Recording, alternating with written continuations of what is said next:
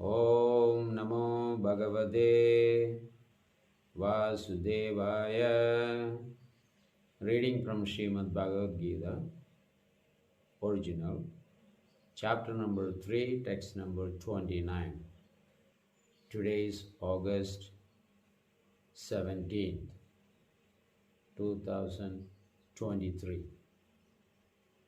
Here, Lord Krishna says, Prakrite guna sammudha sajjande guna karmashu tan akritasna vido mantan kritasnavin na vijalaye. Prakriter guna means the material modes, namely goodness, passion and ignorance. Sammudha, being attracted by these gunas, or enticed or infatuated, whatever you can call, by these three different gunas, the people forget their own identity. Sajjande. Sajjande means they were entangled by these actions and reactions of these material modes. Therefore, Krishna says somewhere, Karya karanam kritritve hedu prakritir uchade. The cause and effect is done by the material nature. Hedu means karan, cause. Prakritir uchade, said to be the prakriti. Everything behind, you can see the cause and effect. Why this happened and what is the result. All these things are done by the material nature. Though it is done by the material nature, who is suffering and who is enjoying, who is the immediate cause of it, and who is the effect of it? Effect is always we. The cause can be so many things. Maybe a neighbor, maybe your own mind, maybe your own senses. They dictate you. Bhoktritve heduruchade. So Purusha Sukha Dukkhanam Bhoktritve. Bhoktritve means the enjoyer of both suffering and also enjoyment. Of course, no one enjoys suffering, but here both happiness and miseries are enjoyed or suffered by the jiva. The jivas are not directly the cause and effect of anything. It is the prakriti. So we have been discussing about prakriti's actions. So here, the living entity who is attached to these modes of material nature, who is attached to these objects of this world, Rupa, Gandha, Shabda, Swad, taste, touch. We are attached to those things. So we should understand that everything is stored in the nature's womb. The material nature facilitates everything to everybody. Say an engineer is building a building and he makes nice architectural structure, the motor car. If you press the accelerator, the car goes faster. If you press the brake, it stops. When you steer the car left, right, it actually turns. When you set fire, the flame goes up. When you turn on the water goes down. These are already there in the material nature. It's not that you are creating it. What is programmed by a technician, you can derive only that benefit from that particular machine. Whether it is a cell phone or your iPhone or a smartphone, if you think that you need to have a special feature, you may not get that with that machine, because in that machine it is not programmed. Unlike these, The material nature has everything stored. Whatever their new discoveries are actually happening, if it was not with the material nature, you are not going to get the benefit. So therefore, material nature is called cause and effect. If you mistreat or mishandle, then suffering.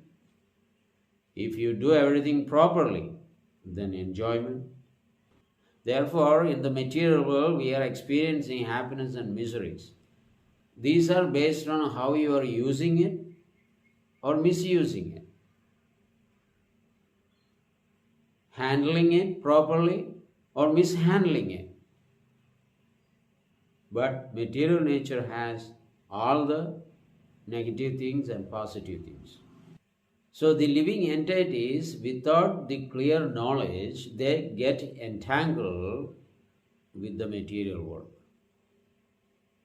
Not knowing this will produce bad things, that will produce bad things. They just go suffer. Just like a moth seeing the beautiful fire flames, it thinks something very exotic. Then he enter into there and get burned. If the moth understood this is the flame is going to actually burn me out, so I shouldn't be even going there, then he is in a safe place. But it cannot. Why? Because it was in ignorance of that particular thing. Similarly, the jiva has to understand that we are different from our senses and sense objects. Because we do not have that understanding, we go behind these senses and sense objects and get trapped. So this is called ajnanada. Why Krishna is saying here as samudha, a person fooled by this material nature? It is because of our identification with these sense objects and the senses. We are thinking we are this body. Therefore, anything that pleases this body is actually the ultimate happiness. Just like you wear a blouse. When you pick it up, the gloves is there. Because of the gloves, you cannot have the real enjoyment for your hands. In the same way, we are enjoying through the material senses. Because we are not these bodies, we are not getting the real happiness. How much we try to endeavor to become happy by adopting various external methods, it is not happening. Every time it actually bounces back. These facilities that we have, that is only for the body. It is not for the soul. Therefore, this happiness and misery is actually coming and going. As I mentioned before in this lecture, handling and mishandling creates all these kinds of wide varieties of happiness and miseries. So first of all, we have to think we are not these gloves. And this is what the teachings of Bhagavad Gita from the beginning to end. That how we are not part of this cosmos, but entangled in the network of this cosmos.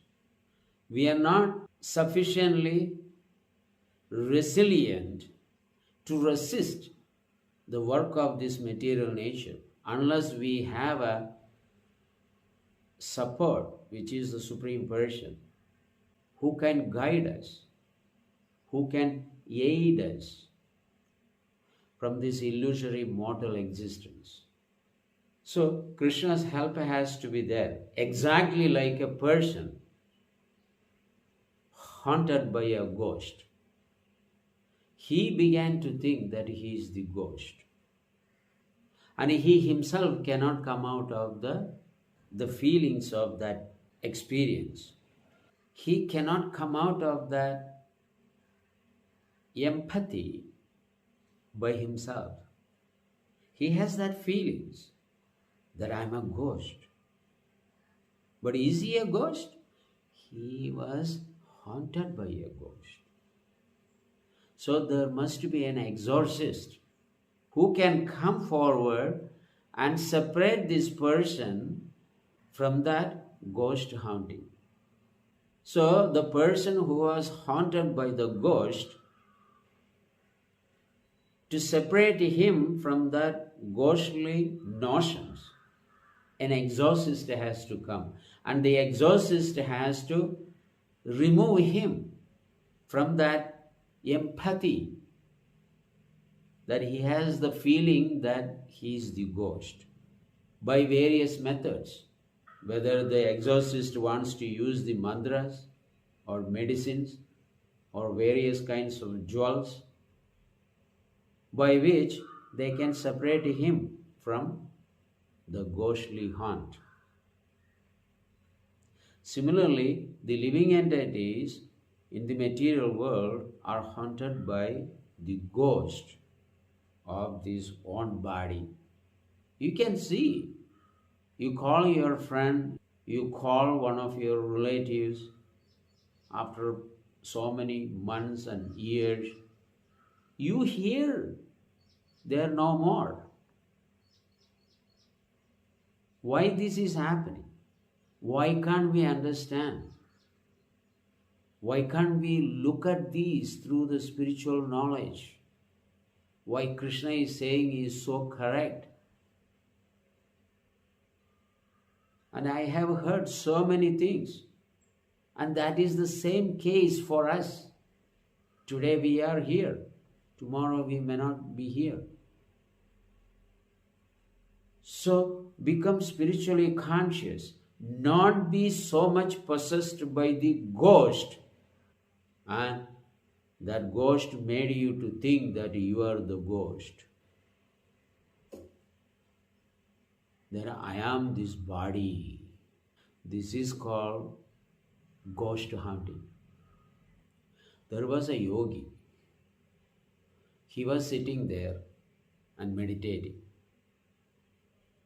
That time there was a small mouse came in front of him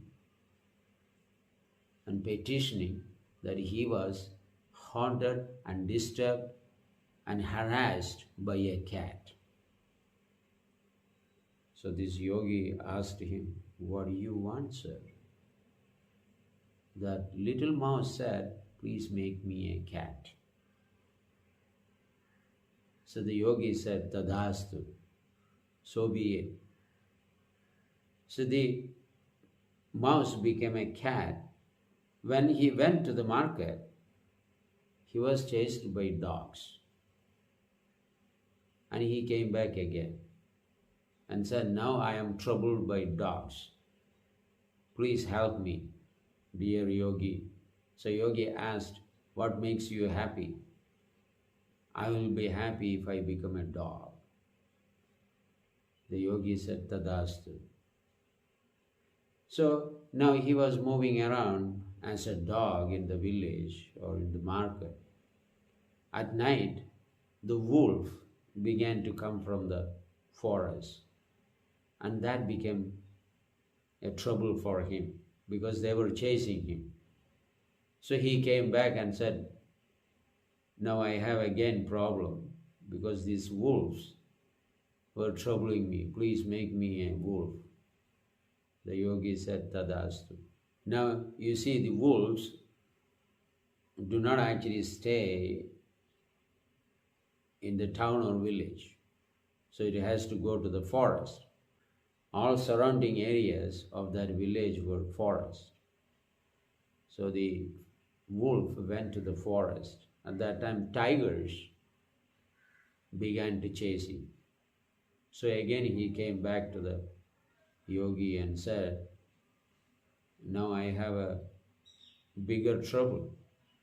The yogi asked, "What is your trouble now?" The tigers are chasing me. So, please make me a tiger. The yogi blessed him to become a tiger. When he became a tiger, he began to walk towards the yogi. So the yogi was staring at him and said, "What?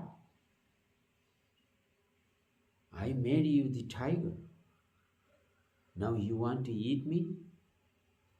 He took the common towel, sprinkled the water over the tiger and said, "Punar Mushika Bhavan, you again become a mouse." So he again became a mouse. That is what our problem is.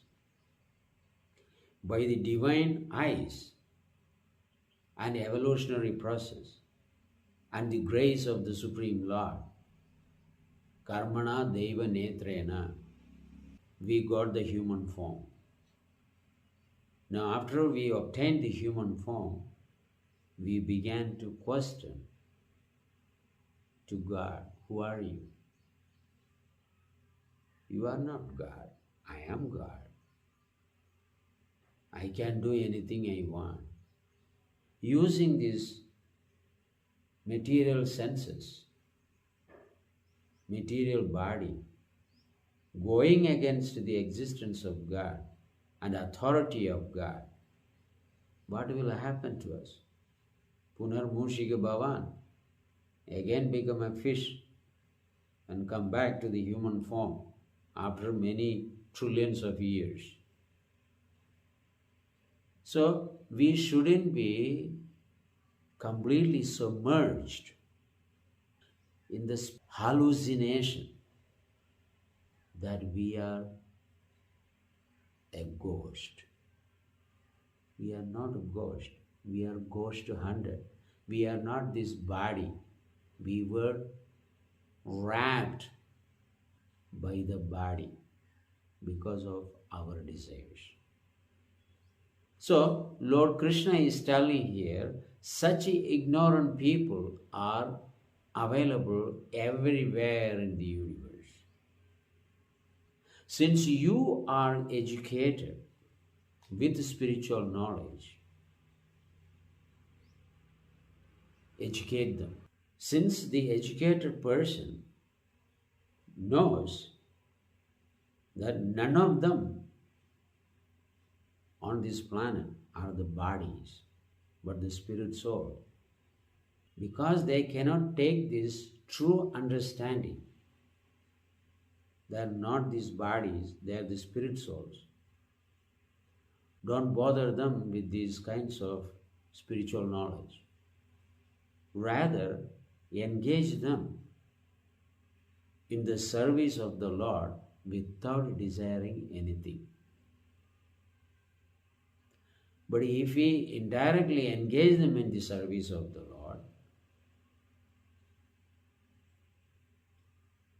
and in return, don't expect anything, just to continue to do the service. They may not, but the person who is engaging them in the service of the Lord,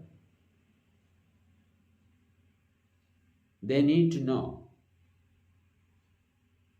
how they will not be disturbed by such services and engage them in the service without desiring anything in return. By doing so, sooner they will be purified. They start understanding the nature of the soul. That is what the Lord is actually saying here. Kridasnavin. Kridasnavin means one who is in knowledge should not try to agitate them. Agitate whom means those people have no capacity to understand they are not these bodies. Such people should not be disturbed, but engage them in the service, exactly like the ghost hunter person, saying, "I am the ghost, I am the ghost, I am the ghost, give me this." I have an experience. In one of the restaurants, in Mumbai. I was managing that in, in very early when I was 27. And there was an incident in my life. One waiter, he took a big pot of pickle, this much, maybe 3 kilos of pickle, and he ate them all. And someone came and told me, look at this guy, he ate all the 3 kilo of pickle, so much salt, so much chili. I went and looked. I began to remember Lord Narasimhadev because I understood this guy was haunted by a ghost. And he is thinking he is the ghost. Therefore he began to eat all that pickle. Of course, due course of time, an exorcist came and separated him from the ghost influence. So, this is obvious. This is real. It is there. So, like us, we are thinking we are this strong body and I am enjoying by smoking cigarettes. I am enjoying by drinking alcohol. I am enjoying by eating so much meat and alcohol. Simply goes to 100. If you understand this small thing, Krishna says that person is considered to be intelligent. It doesn't matter how much academic qualification we may have, PhD, MHD, MS, MD, but this very point you cannot understand. As Krishna directs, we are killing our own soul. That's all. So, it's our duty to engage you in the service of the Lord, even if you don't like it. It is our duty to give the children their proper medicine, even though it may be bitter. But the medicine will work on them when they drink it. When you start working for Krishna, you definitely will be cured. So, the saintly people, especially the Vaishnavas or the exorcists, we give mantras, medicines, and jewels also to take you out of the concept of ghostly life, the bodily life, and situate yourself in the soul's platform. Anyway, we will continue. Thank you. Hare Krishna.